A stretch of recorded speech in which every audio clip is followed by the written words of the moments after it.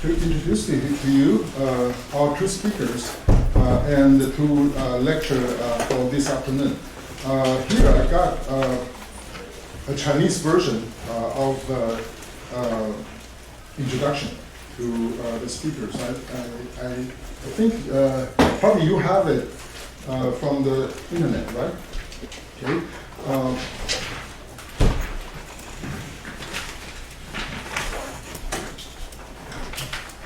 Probably I should not repeat. This is more formal. Probably I need to come back here for some formal titles and for that. But Bernard Stiegler is a legendary philosopher to me. He studied many good philosophy in a prison in Toulouse. That's quite an enviable seclusion. But in Chinese tradition, it's more closer to some hermit who imprison themselves for meditations. And then I think he becomes a director of the George Pompidou Center. And that's also, I think, is quite a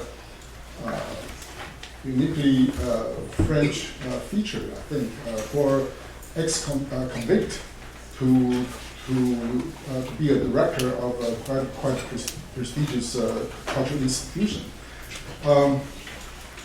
And we probably, many of you are familiar with Bernard Stiegler's work. Many of you probably are more acquainted with his commentaries on contemporary work, including work, a new perspective of proletarization in our societies, the disaffected individuals in the consumerism of consumer societies. Many of these we also concern.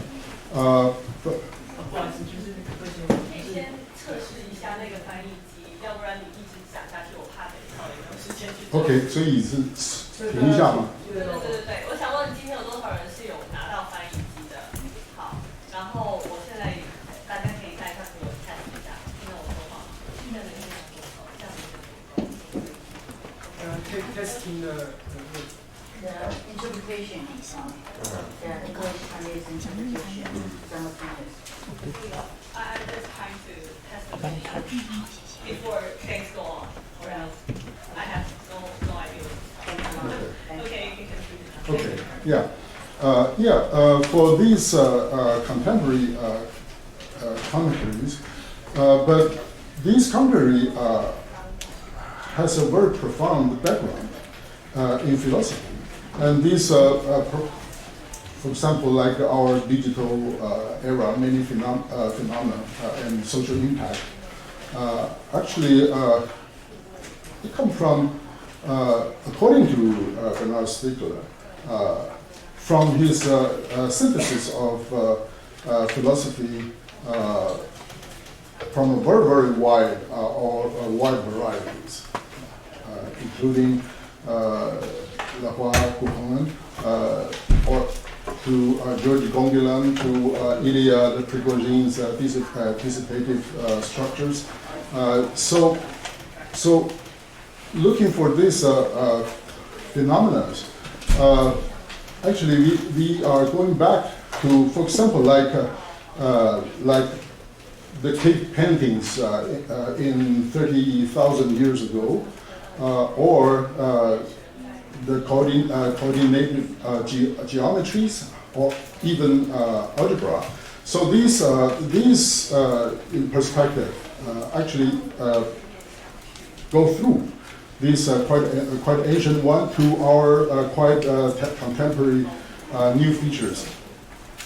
So I think that's a more profound aspect in Bernard Stiegler's philosophy and his commentary to our contemporary societies. And of course, I think this is also a French unique features to incorporate, science, many contemporary science from many disciplines to philosophize and to look on our contemporary issues. Okay, so that's from my perspective. I think I don't need to go through this Chinese version, but many works since his very early work, the 3-volume Techniques and Time, and later his very proliferating authors to later automated societies and many contemporary issues like many of them I didn't follow, but I will like 象征性苦难. I don't know the original word for that. Yeah. So that's for Bernard Stiegler and Professor Yuk Hui, who is a new friend to me. We met today. For this, I should read the Chinese version.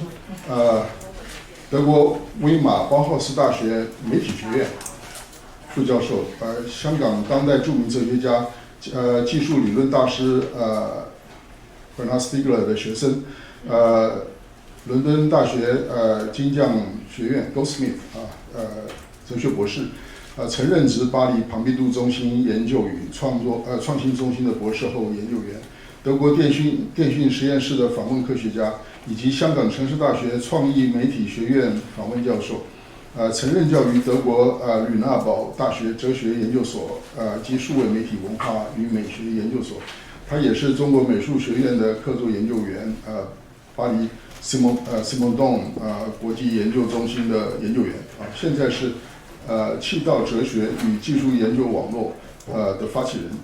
除了实践以外，他在现象学研究、语言哲学、理论、文化和社会、西蒙东备忘录、德勒兹研究、技术等国际期刊上有30多篇关于技术哲学的论文，还有许多合编的《非物质30年之后》，中文专著有《论占领》那是关于当代的这个社会议题，从巴黎公社到占领公团，论数码物的存在，以及英文专著《论中国的技术问题》，以及静坐、递归和偶然已经出版 published, right?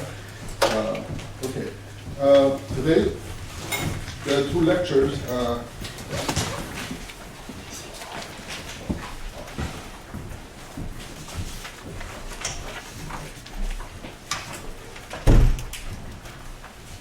Sculpting by Bernard Stiegler, Sculpting and Cultivating the Neck Anthropocene, and the speech given by Xu Yu 教授, The Paradox of Intelligence. Let's welcome. Thank you.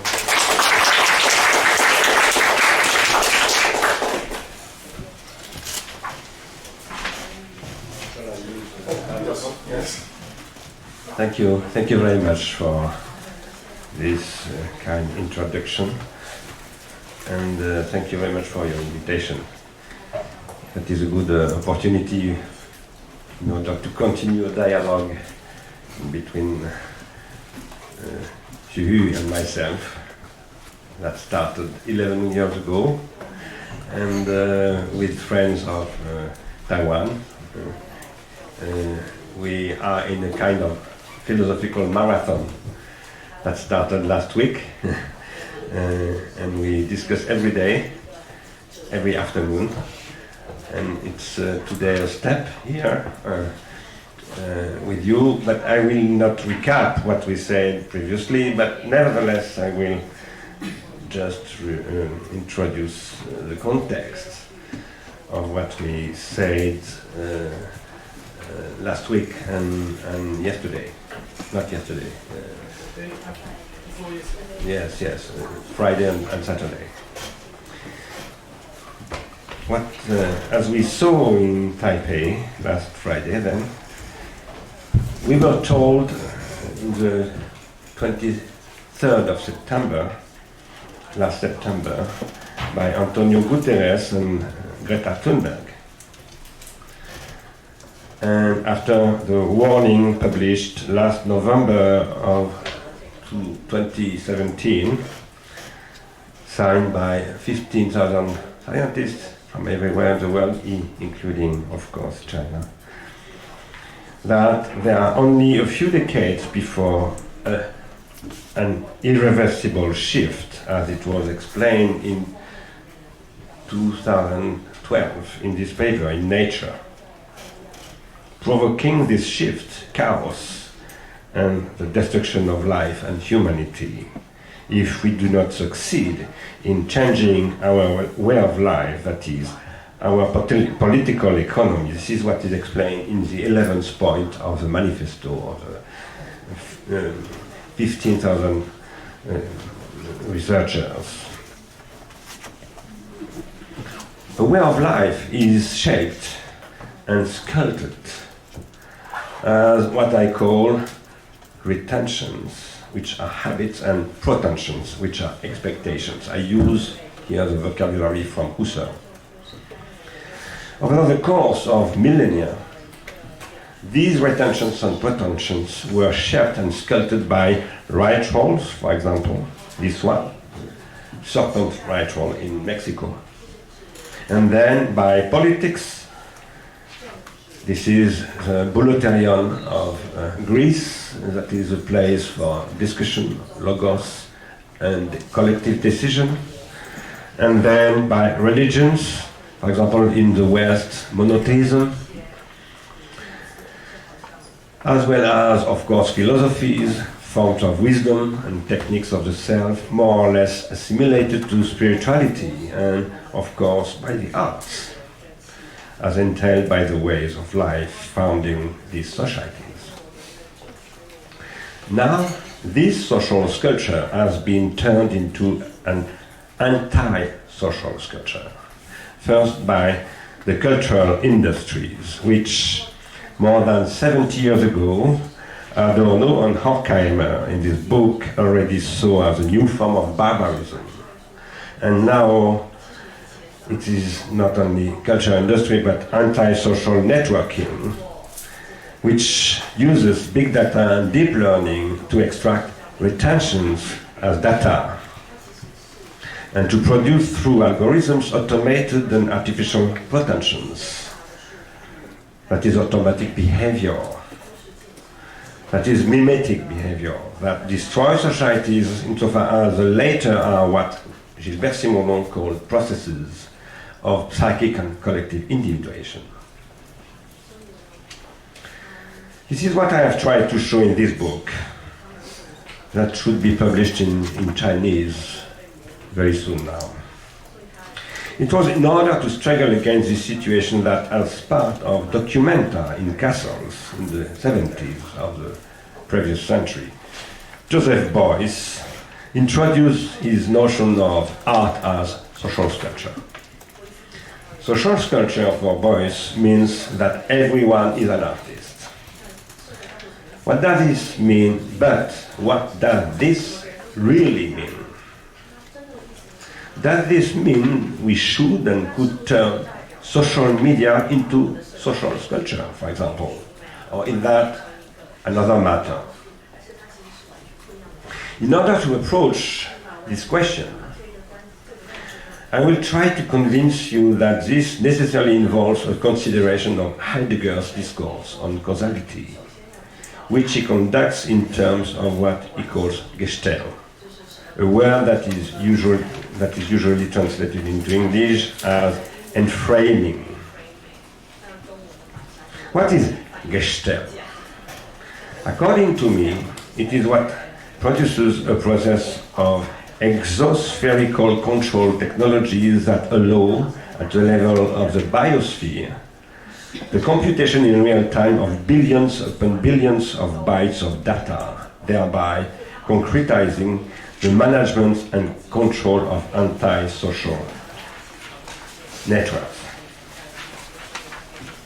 It is from within this Gestell, whose basis is a ring of satellites, then, that we are now told by transhumanists, such as Elon Musk, that we will be able to overcome this coming big shift thanks to geoengineering, for example, and by utilizing technology to create, for example, smart cities that will be more environmentally sustainable because of the way they use algorithms,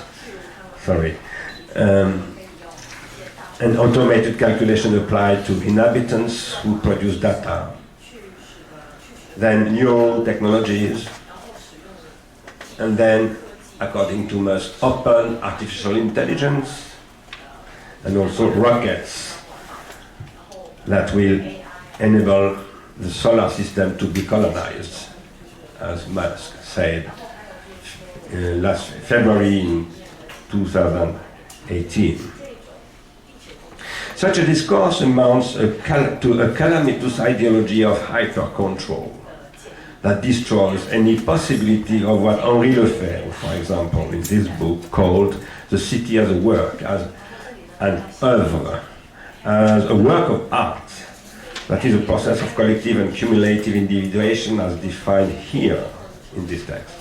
And such a discourse is neither solvent, because it is based on an economy of predation, and nor sustainable.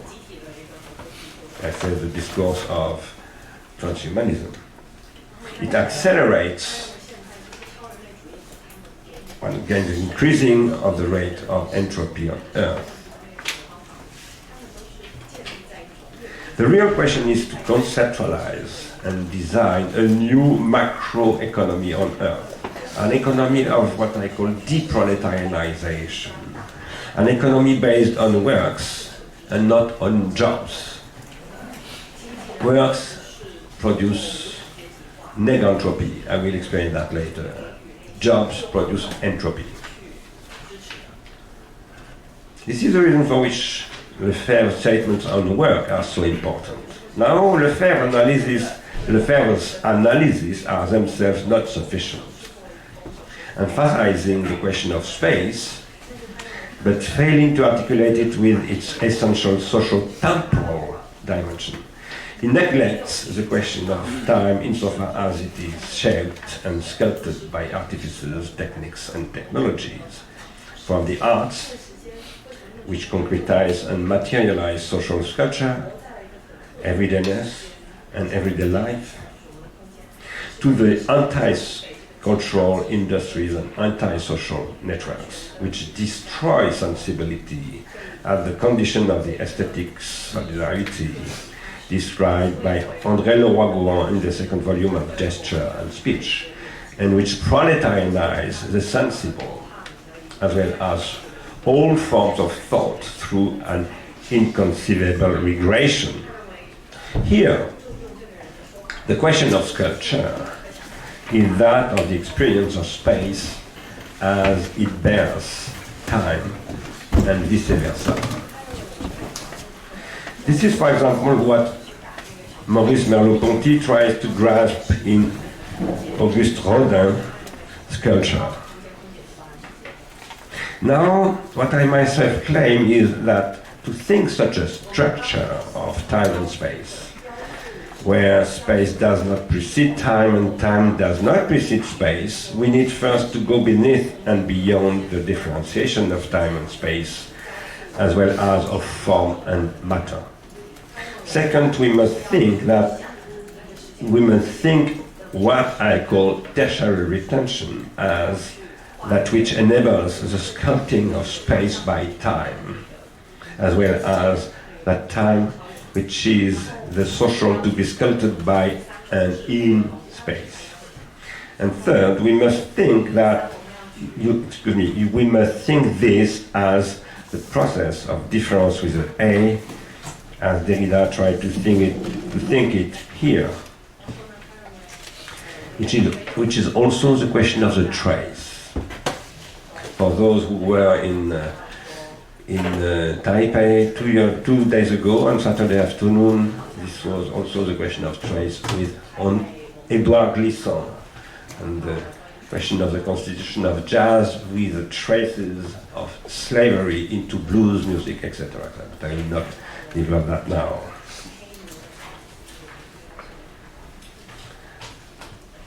And fourth, we must specify such a difference from the point of view of what I call exosomatization, that is the production of exosomatic organs, artificial organs, as it was thought for the first time really scientifically by Alfred Lotka in 1945 in this text.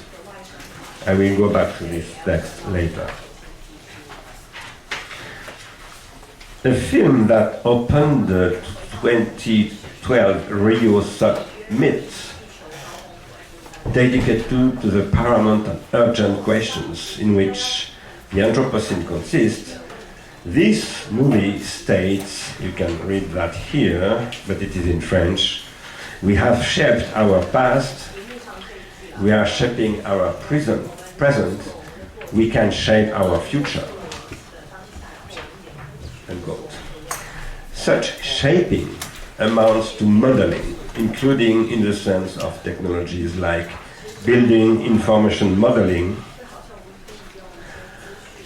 for the creation of new cities, or interactive concrete that is equipped with RFID captors. But this needs to be conjoined with Henri Lefebvre's thought and with the perspective on social sculpture as it was practiced, thought and taught, that is, socially sculpted by Joseph Beuys. And all this must be done as a way of rethinking the task of art in the Anthropocene, as the task of the highest form of care, as the power to model, sculpt and shape it, as what I call the neg-Anthropocene. Now, to think this, we must overcome the metaphysics of ontological causality in favor of a quasi-causality, of accidentality and contingency. This is one of the stakes of our dialogue with Yuk Hui, question of contingency, the other one being recursivity. And we must go back to the question of Gestell, which Heidegger first called modern technology, an evolution of this thought that Heidegger himself referred to as his turning. A turning that would also be a turning in what he called the history of being. His own turning is also a turning in the history of being. Or his own turning is an effect of a turning in the history of being. The texts belonging to this so-called Heideggerian turning are those that reflect upon the turn of the history of being that extended from the 30s to the 50s in Heidegger's work. In this turning, techniques becomes modern technology and ultimately Gestell. Heidegger is generally considered as a philosopher who rejects technological becoming. Moving from the question of technology to the question of Gestell, Heidegger's discourse has still not really been heard, particularly when he says, I quote, "The essence," you must listen to this sentence, that's extremely important, "the essence of technology is in a lofty sense ambiguous.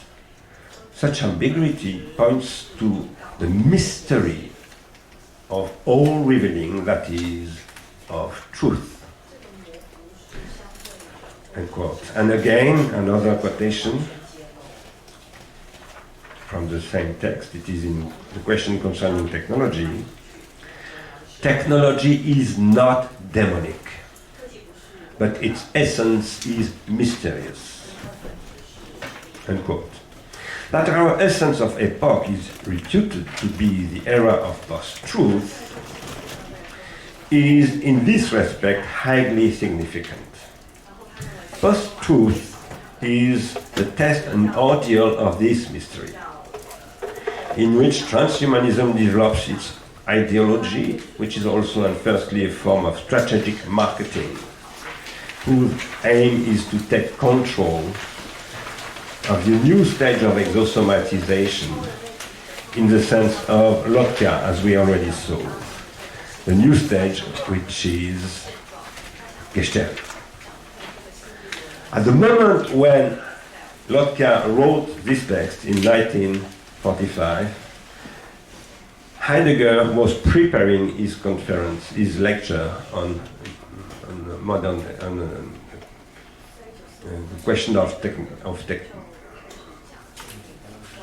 the question concerning technology. Yeah, thank you. Exactly at the same moment, and at the same moment, Erwin Schrödinger published a book on life considered from the question of entropy and negentropy. So I consider this period, it was also the period in which Claude Shannon developed his theory of information, Norbert Wiener his theory of cybernetics, etc., etc. Something is happening just at the end of the Second War, extremely important, that we have not yet really understood the stakes, I believe. Heidegger claims that Gestalt opens the question of what he calls the Ereignis, in the sense that for me still remains deeply hidden, as I believe it will remain for Heidegger himself. The Ereignis is the hidden, he says.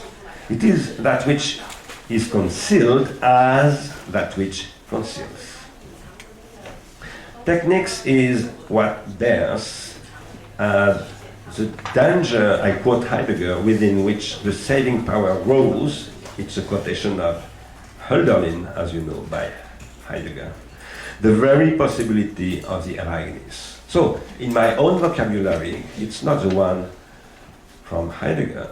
It is a question of the pharmacon. It's a question of pharmacology. Ereignis is a pharmacology capable to produce the therapeutics coming from a poisonous state of fact that is possible to transform into a curative one, a new stage of civilization, of culture, etc., etc.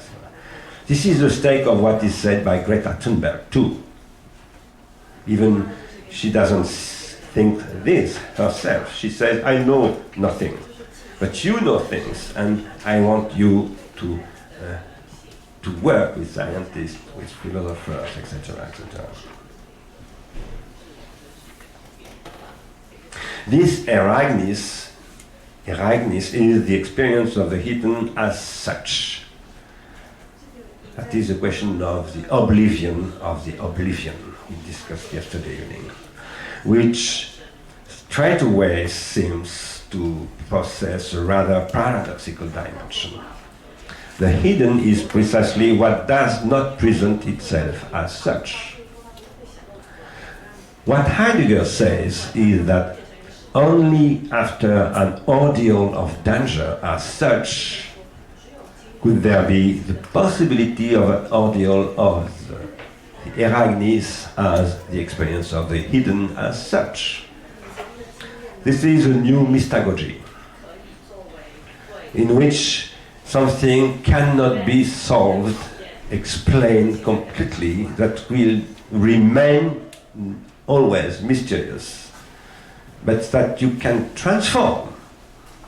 And this question of mystery is called by Deleuze singularity. So such a mystery is not a mystagogy in the sense of Kant, for example, when talking about the mystagogues, he says, against who are sophists, who are people lying. In such a question, mystagogy doesn't mean this. It means incalculable, improbable. You cannot prove it with such an apodictic reasoning, for example, like in geometry. Because it is a condition of geometry, for example. This is already what is said by Aristotle himself, when he says you cannot prove the axioms, for example, of mathematics. So this mystagogy is not at all the irrational mystagogy, you know, of sophists. According to my own analysis, this danger is that